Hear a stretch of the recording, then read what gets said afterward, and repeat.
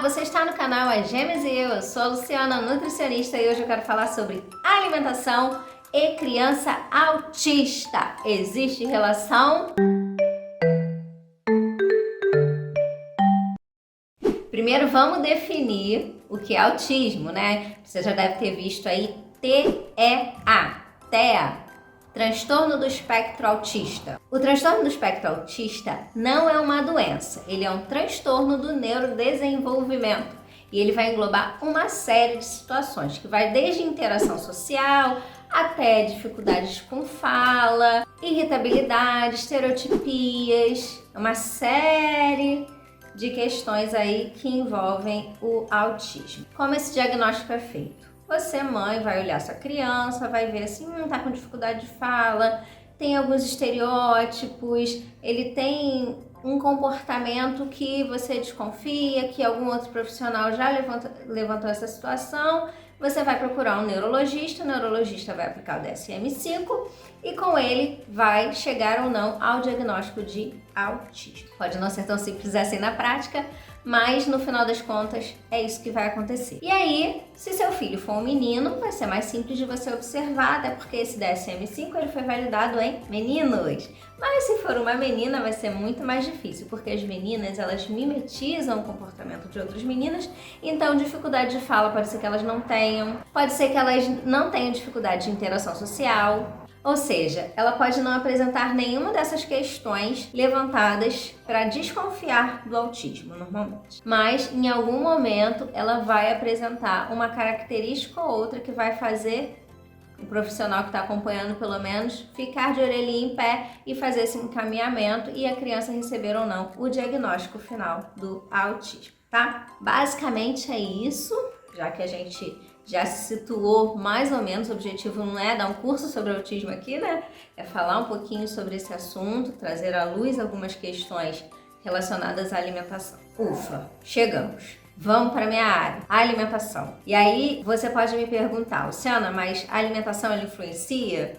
Meu filho nem come! Até porque uma das características do autismo é seletividade alimentar. Cerca de 90% das crianças autistas, adulto também, mas a gente fica mais preocupado com a alimentação das crianças, né? Dos autistas, eles podem desenvolver seletividade alimentar. E essa seletividade alimentar pode ser uma seletividade simples ou pode ser uma dificuldade alimentar.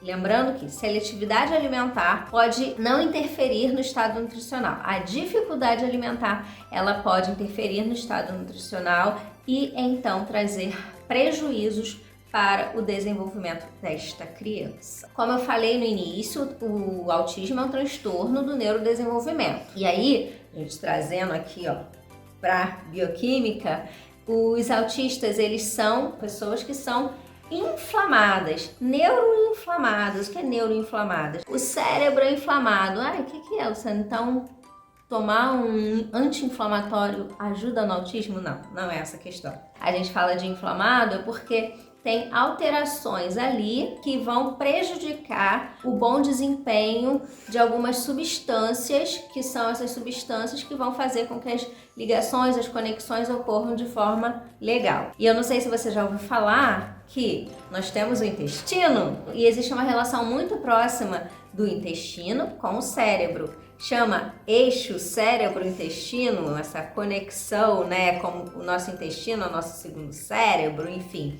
E essa ligação é muito próxima. Tratar do autista também implica em tratar do intestino deste autista para que as coisas comecem a fluir. Uma das coisas que você deve observar é em relação ao intestino do autista. É legal levar um nutricionista para fazer essa avaliação também, justamente porque isso pode interferir diretamente em questões comportamentais até. Como é que a gente faz isso, né? Eu falei que os autistas, eles são seletivos e tudo, e aí a gente pode ter dificuldade de tratar algumas questões, de incluir alguns alimentos que são importantes.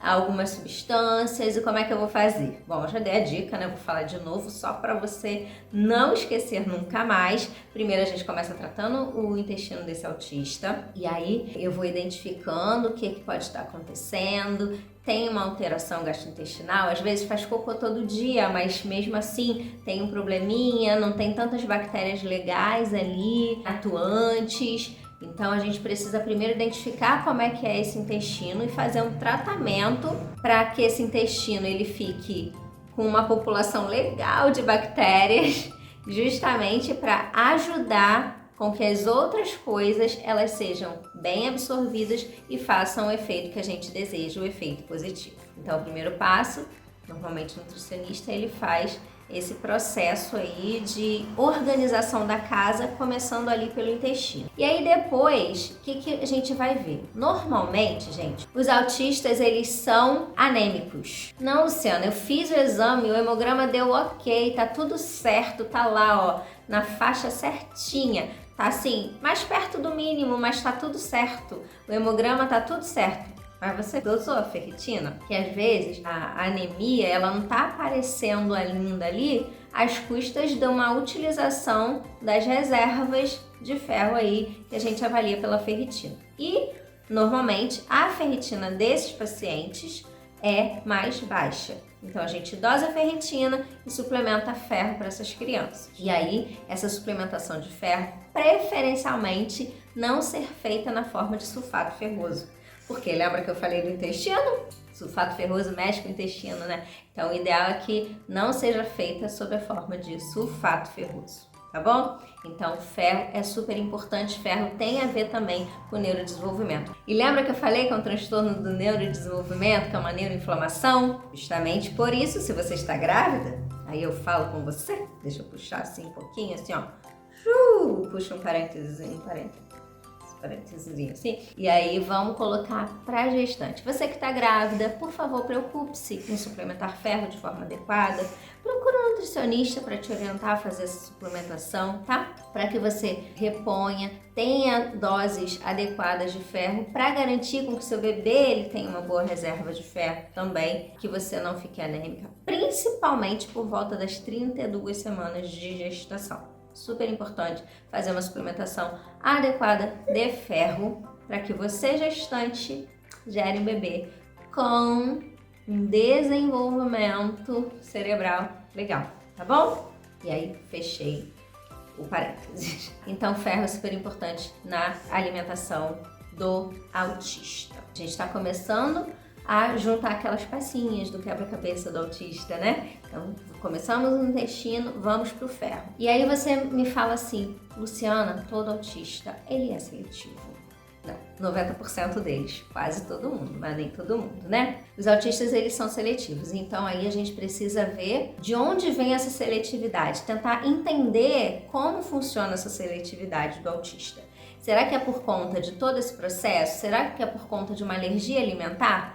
Cabe destacar que é muito comum que os autistas sejam alérgicos, principalmente a lácteos, nozes, castanhas, amendoins, ao glúten. Eles podem desenvolver uma alergia justamente por conta daquele processo de neuroinflamação que acaba mexendo com o metabolismo de uma série de substâncias e o corpo acaba não reconhecendo os nutrientes de forma adequada. Então, uma das coisas aí que a gente vai também prestar atenção na alimentação do autista é em relação à suplementação de zinco. O zinco, ele tem muito essa relação com a sensibilidade ao paladar, ao sabor e tudo mais. Magnésio sempre é importante, dá uma olhadinha no magnésio. Dependendo da alimentação, outros nutrientes também vão entrar. E outra coisa que também pode ter alteração é a tríade, as super amigas, vitamina B6, vitamina B9 e vitamina B12. Então, vitamina B6, vitamina B9 e vitamina B12, elas participam de uma série de processos do metabolismo e elas podem estar alteradas no autista e é importante fazer essa avaliação e iniciar a suplementação. A suplementação não é eterna, por isso que é importante ter o acompanhamento do profissional. Outro item que é legal de ver são alimentos que são ricos em enxofre. Alimentos ricos em enxofre têm substância que vão ajudar a diminuir a neuroinflamação do autista também. E quais são esses alimentos ricos em enxofre? Couve-flor, brócolis, repolho. Então esses alimentos, se eles puderem estar presentes na alimentação do autista, vão ser muito bem-vindos. E aí você fala, mas e a seletividade?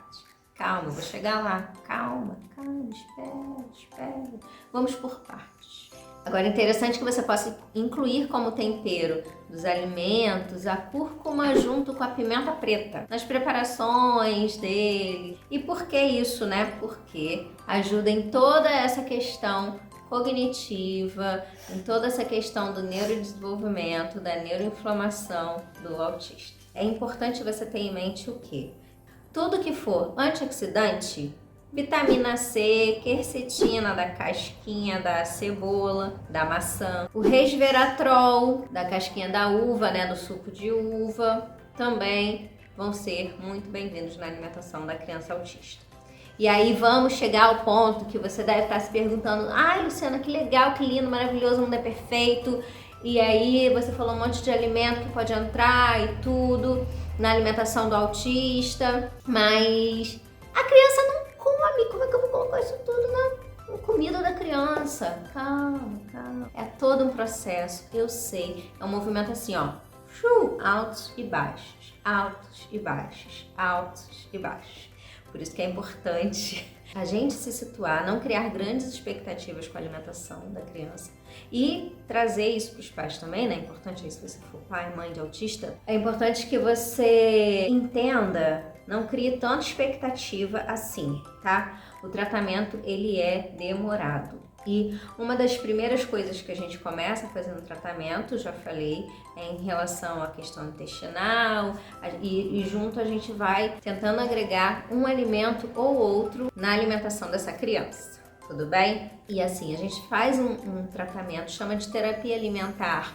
A gente vai tentar fazer com que essa criança, ela tolere o alimento, ela interaja com o alimento até que ela consuma esse alimento. É toda uma escalada, uma escadinha mesmo, de etapas. São cerca de 32 etapas até fazer com que a criança coma. Comer é um aprendizado. A gente não nasce sabendo comer, a gente aprende a comer. E para comer a gente precisa de todos os sentidos. São os mais comuns, né? Que são os sentidos que a gente aprende desde sempre. E mais o proprioceptivo, que aí são outros sistemas, tudo bem? Então a gente precisa saber que comer não é intuitivo, comer é aprendido. E aí, se sua criança é autista, foi diagnosticada agora, está super seletiva, você tem que ter aquela ideia da introdução alimentar. Vamos introduzindo alimentos e vamos fazer com que essa criança interaja com o alimento, que ela tolere estar ali com o alimento. Às vezes você nem trata o alimento como alimento inicialmente, para que essa criança ela consiga sentir interesse pelo alimento. E muitas das vezes a gente vai estar achando que está caminhando bem e aí dá os 2 passos para trás. É muita paciência. Como profissional, que às vezes a gente sente, não deu certo essa estratégia. E como pai, como mãe e tudo. Então, eu quero que você, se você for responsável por uma criança autista seletiva e tudo, alinhar suas expectativas, não brigar, não obrigar, entender que essa criança ela precisa de rotina. Então, é importante que essa criança tenha sempre um horário e um lugar para comer. Que essa refeição seja num ambiente de paz, agradável. Porque imagina, a gente não come, né, só com aqueles sentidos que eu falei. A gente usa todos os sentidos. Por exemplo, se eu não como cenoura, dizem que eu tenho que comer cenoura. E aí eu coloco a cenoura no prato de uma forma que todo mundo ao redor fica naquela expectativa que você tem que comer a cenoura. E aí você não pode interagir com a cenoura. E aí você vai criar na cabeça que a cenoura é uma coisa que não é muito legal. Tá todo mundo ali tenso, naquela expectativa, cenoura não é legal. Então, vamos parar, vamos nos colocar na cabecinha da criança e entender que é um processo. Eu sei que você deve estar se perguntando sobre o glúten e a caseína, né? Mas esse é um assunto para os próximos vídeos. Se você quiser saber sobre essa questão do glúten, do leite ou sobre outras questões aí da alimentação do autista, comenta aqui para eu saber o que você quer saber, né? Não ficar produzindo vídeos assim aleatórios, tudo bem? E não deixa de curtir esse vídeo, compartilhar se ele foi interessante para você, pode ser interessante para outras pessoas. Se inscrever neste canal para que o nosso canal cresça. Ativa o sininho para receber as notificações dos nossos vídeos, que agora estão acontecendo todas terças, quintas e sábados. Sempre tem vídeo novo aqui no canal. E seja membro deste canal, saiba como aqui na descrição. Então, tchau!